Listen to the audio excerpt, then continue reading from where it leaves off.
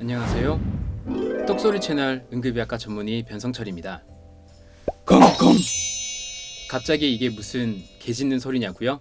이 소리는 크룹, 급성 폐쇄성 후두염의 특징적인 기침 소리입니다. 한번 들으면 절대 잊혀지지 않을 기침 소리죠. 접수하는 곳에서 하는 기침 소리가 소아응급의료센터 진료실에서도 들려 크룹 때문에 진료를 보러 오는구나 라고 미리 준비를 할 수 있을 정도로 엄청 특징적인 기침 소리입니다. 오늘은 소아중증응급 2편 크룹에 대해 이야기해 보겠습니다. 중요한 포인트들만 모아 짧고 굵게 응급실 가기 전 도움이 되는 응급처치까지 시작하겠습니다. 먼저 후두는 기도의 시작 부분으로서 숨을 쉬고 말을 하는데 가장 중요한 기능을 담당하는데요. 이 후두 점막에 염증이 생겨 부어오르는 것을 크룹이라고 합니다. 숨을 쉬는데 중요한 기능을 하는 부위가 부어오른다면 위험한 상황이 올 수도 있겠죠. 사진과 같이 숨을 쉬고 말하는 부분이 부어오르면서 공기가 지나는 부위에 덮개가 덮이는 것처럼 되어버립니다. 이로 인해 특징적인 기침 소리나 호흡 곤란이 나타나게 됩니다. 크룹은 겨울철에 많이 발생하며 6개월에서 5세 사이에 잘 나타납니다. 예방접종이 잘 이루어지지 않았던 옛날에는 세균 감염에 의해 발생하는 경우가 많아 예후가 좋지 않았습니다. 하지만 최근에는 바이러스 감염에 의한 경우가 많아 적절한 치료가 이루어진다면 심각한 합병증 없이 완치되는 경우가 많습니다. 크룹 환자는 초기에는 콧물, 가벼운 기침, 미열 등의 증상을 보이다가 하루에서 3일 후부터는 발킹 커프, 개기침이 증상으로 나타납니다. 이때 발생하는 기침은 보통 가래를 동반하지 않습니다. 또한 낮에는 멀쩡하다가 밤에는 악화되는 특징을 가지고 있습니다. 크룹을 의심할 수 있는 대표적인 증상으로는 3가지, 쉰 목소리, 쌕쌕거리는 숨소리, 특징적인 기침 소리가 있습니다. 첫 번째, 성대가 포함된 부분에 염증이 생기기 때문에 아이가 평소와는 다른 허스키한 쉰 목소리를 내게 됩니다.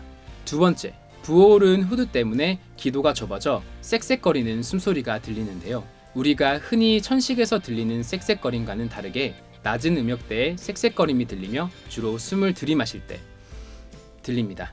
세 번째, 공기가 지나는 부위가 덮이는 것처럼 되어버려 가장 특징적인 증상으로 발킹 커프라고 하는 컹컹 거리는 기침 소리가 들립니다.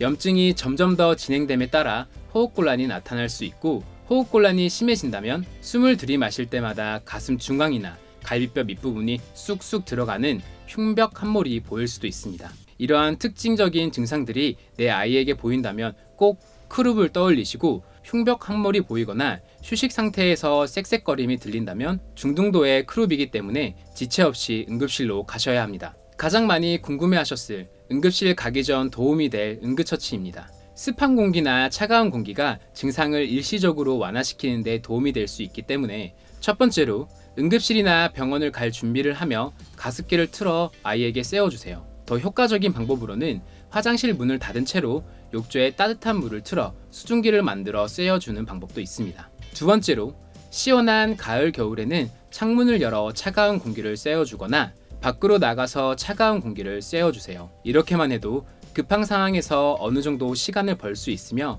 아이도 한결 편안해질 것입니다. 습하거나 차가운 공기 꼭 기억해주세요. 아이가 갑자기 목소리가 쉰 상태로 컹컹거리는 개기침을 하고 숨을 잘 못 쉬는 모습이 보여 놀란 상태로 응급실로 가게 되셨다고요. 크룹으로 응급실을 가게 되면 어떤 순서로 치료를 하게 될까요? 병원마다 다를 수는 있지만 일반적으로 가장 먼저 산소 포화도나 아이의 호흡수와 같은 생체 징후를 체크하게 됩니다. 그리고는 의사를 만나 기본적인 병력 천취, 청진 등의 신체 진찰을 받게 됩니다.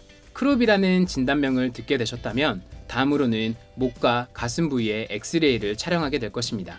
엑스레이를 통해서는 후두가 부어서 성문 하부가 뾰족탑처럼 보이는 스티플 사인, 탑상 징후가 보이며 후두 계염이나 폐렴 등의 질환을 감별할 수 있습니다. 이러한 과정 후에 치료가 시작이 되며 증상이 너무 심각한 경우에는 엑스레이 검사 전 치료가 먼저 시작될 수도 있습니다. 치료로는 주사치료, 호흡기 치료 2가지가 있으며 중증도에 따라 결정이 됩니다.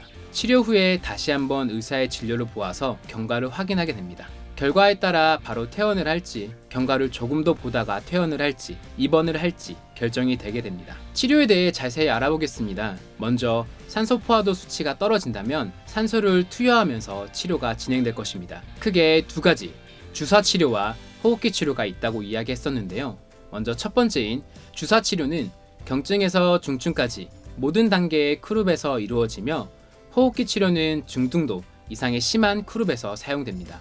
주사 치료는 스테로이드를 사용하며 스테로이드의 항염증 작용을 통해서 후두 점막 부종을 호전시켜주는 역할을 합니다. 사실 스테로이드의 사용 방법으로는 주사, 경구, 호흡기 치료가 있으며 효과는 동일하나 대부분의 병원에서는 근육주사 방법을 사용합니다. 심한 크룹에서는 호흡기 치료를 하며 에피네프린을 사용합니다. 에피네프린은 심정지 상황에서나 심한 알러지 반응인 아나필락시스 쇼크에서 주사용법으로 사용되는 약물인데요. 크룹에서는 기관지 확장에 도움이 되는 호흡기 치료 용법으로 사용됩니다. 이 에피네프린의 효과는 2시간 이내이기 때문에 심한 크룹에서 에피네프린 호흡기 치료가 이루어진 경우에는 병원에서 2시간 이후에 경과까지 확인할 수도 있습니다.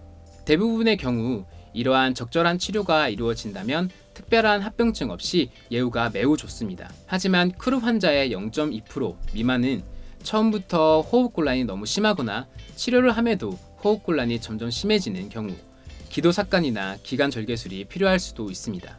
우리 아이가 가벼운 감기의 증상만 가지고 있으면서 낮까지는 잘 지내고 잠도 잘 들었는데 자동 중 갑자기 숨을 쉬기 힘들어하고 잠에서 깨고 컹컹거리는 기침을 한다. 만약 겪어보지 못했고 크룹에 대해 들어보지 못했다면 정말 많이 놀라고 무서울 것입니다.